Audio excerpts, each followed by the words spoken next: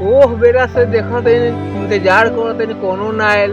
अच्छा देखत केहू न केहू जरूरे आई, फिर बलि के बकरा बने। होए तो यही में चलत तनी भूख लागल बा, ओह पे से तो सामान बेचत अब का करी ढेर टाइम लाग गइल। इधर शॉर्ट कट रास्ता बुझाता, यही में चलत तनी जल्दी पहुंच जाए। अच्छा बुझा त कोनो न कोनो आवते बा, जतरा हमर बनल बा हम त छीनबे करब। आ गए जतरा बनल बा आ गए।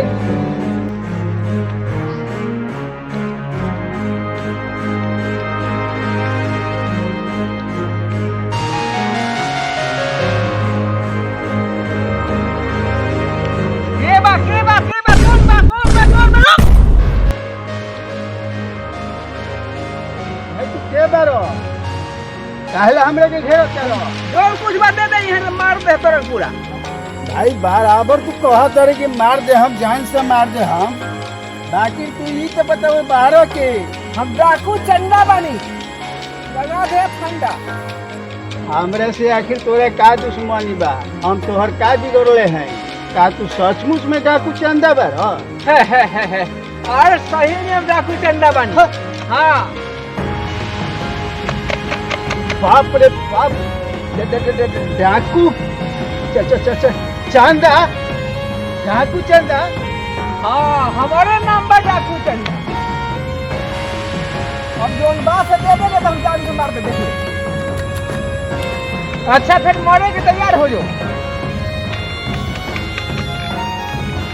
अरे हमारे हाथों में क्या हो जाता है? हाथों में हमारा क्या हो जाता? मरे खातिर तो तोरा हम बहुत कोशिश करी, बाकी तोहर माई घर जीवतिया कैले बा, तक तो बच गईले।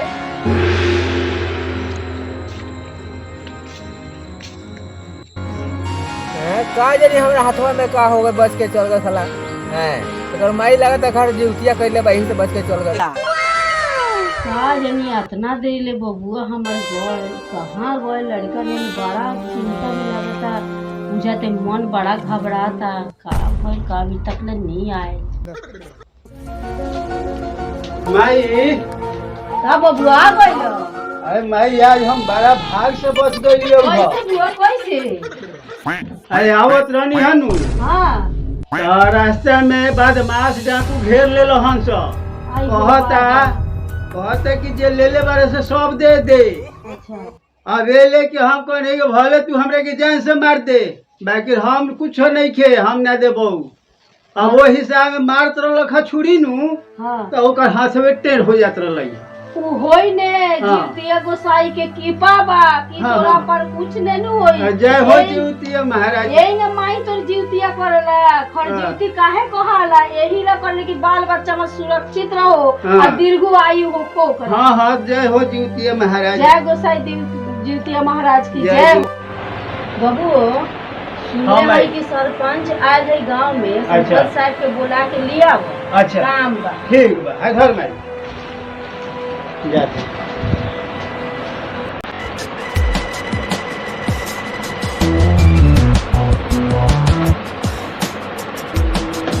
प्रणाम। प्रणाम प्रणाम प्रणाम। का समाचार? सब समाचार ठीक बा, अपना समाचार बोली। ठीक बा आदमी यहाँ गांव में ने गांव कुछ रहलै हम मामला फसल हो में देख के अरे जाना तनी सरपंच साहब का है कि बबुआ के तो आज डकाई से घेर दे रहे सब, वो तो छुरी उड़ी मार के छीन उन लेती सब कुछ।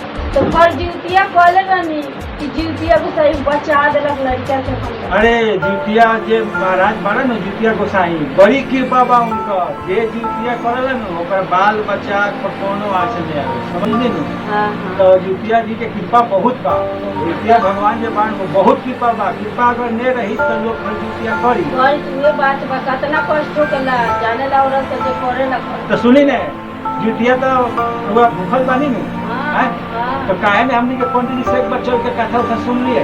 हाँ तो मारा तो जीवतिया के कथा सुने के बड़ा मन बा। हाँ तो ये जाके कहती बबुआ के- कथा होके हाँ होई तो पंडित जी के चले आवली मंदिर पर, मंदिर पर चले के और वही कथा होई और हर लोग ध्यान से सुना, ध्यान लगाए बहुत मन से कथा सुना। आ जितिया कथा सुनम ने अपना बड़ा ऐसी से हादसा से बचल है लड़का हमरा एगो तो जरूर बचल हाँ। कर आवश्यकता बा के हम कथा सुनी तो ठीक बा हम हो सुनाम हाँ जितिया जी की कथा जौन होई नु हाँ, जितिया हाँ। भगवान के हाँ, हाँ। सुनल जाई हाँ, हाँ। ठीक बता हाँ। हम चलत हई घरे चलो जी कथा सुने ठीक। महिमा बहुत भारी बा ठीक। ठीक बा प्रणाम प्रणाम। अबुआ ठीक बा हाँ, प्रणाम।